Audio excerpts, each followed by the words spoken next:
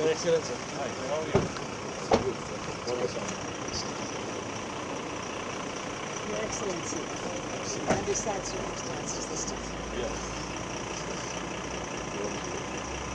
What's Maureen Castle? Your That's Excellency, Rashid. pleasure. He is the CEO of our Aga Khan University Hospital. Council.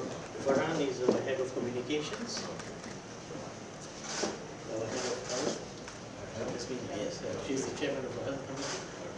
That's Zahiba, she's our executive officer. There is that's his underman Saduddin, who wrote to the head of the UN. That is his brother, that is Rita Hayes, the famous actress. She was very so that is very much the seat. All the diplomatics and presence.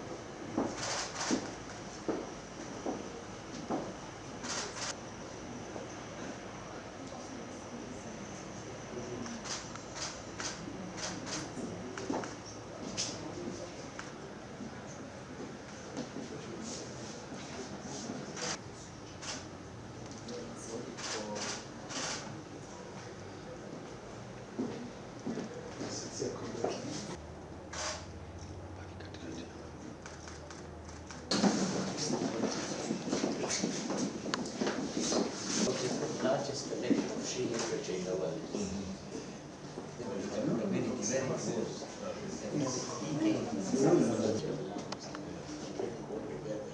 And I think it was 96 in Egypt, because it was the rule of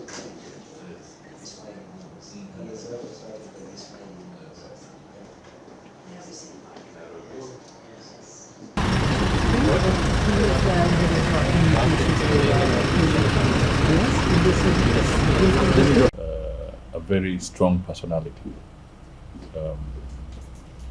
with very broad philanthropic footprints in many parts of the world, and even in the most difficult areas, such as Afghanistan, where he set up a hospital that is still running and helping people in a very difficult environment. So we really want to convey that show of solidarity and sympathy to his family and to the entire community. In Kenya, the list is endless. From the education sector to the health sector to the economic sector, to anchoring the freedom of speech through the Nation Media Group.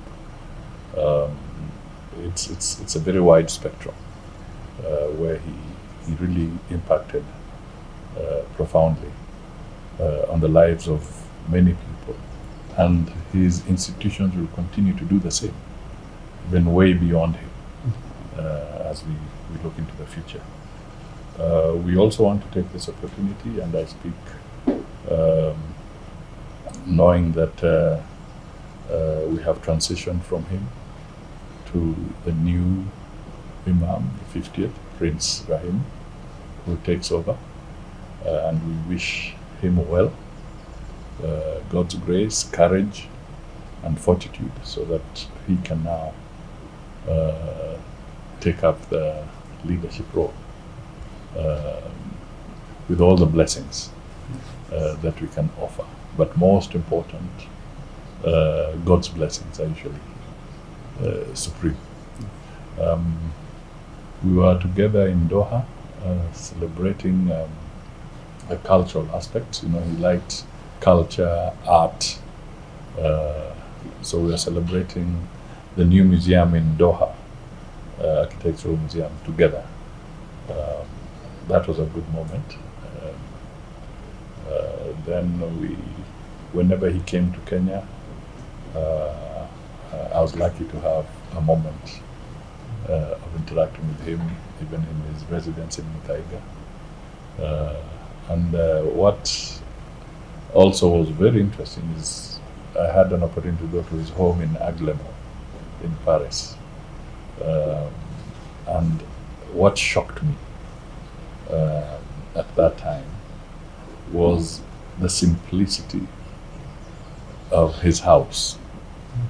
You know, there was just one carpet in the middle, and there was a table, and we had tea together. And I was amazed because in my mind I was imagining perhaps you're going into a very pompous setup, and here was this very simple house where we had some tea together. But more significant was that he liked preserving the antiques, you know, the whole aspect of art and what have you. And I could see that within that house, trying to maintain that place the way it was many years before. So this was the person. In conversations, he was very soft-spoken, but very deep. So I'm sure they say